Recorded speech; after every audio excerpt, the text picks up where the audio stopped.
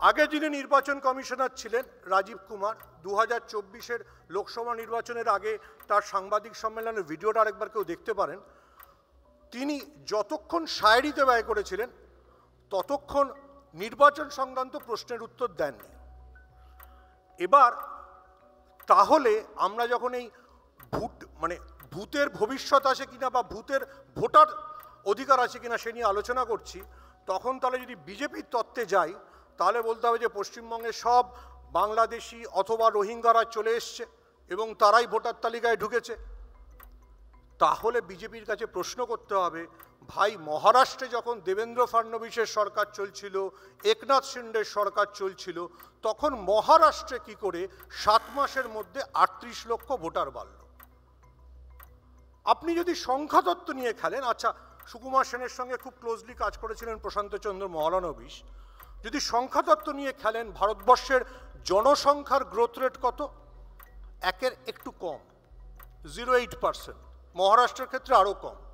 তাহলে কি মহারাষ্ট্রের ক্ষেত্রে আমি ধরে নেব যে একনাথ শিন্ডে এনে থানে সমস্ত জায়গায় ভোটার বসিয়েছিলেন?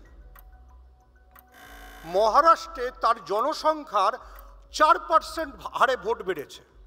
কি করে বাড়ল? তার মানে ভূত কেউ ঢোকানোর চেষ্টা করেছে।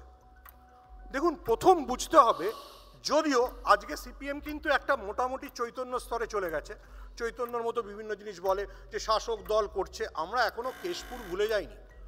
কেশপুরের নন্দরানী দল যখন জিতে বিধানসভায় ঢুকতেন, সিপিএমের অন্য বিধায়ক মন্ত্রীরা তার দিকে তাকাতেন, কারণ সমস্ত স্ট্যাটিস্টিক্সকে উনি হারিয়ে দিয়েছেন। বিরাট কোহলির ওই পারফরমেন্স ছিল না।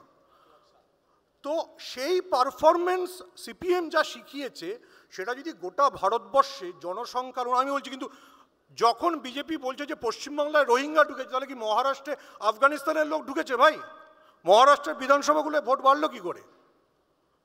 দিল্লিতে কারা ঢুকলো?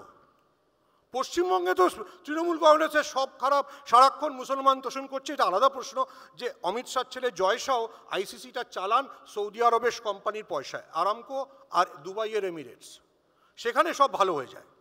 Let's come to the point, যে একটা ভুল ভোটার লিস্ট দিয়ে আপনি ভোটকে ম্যানিপুলেট করার চেষ্টা করছেন।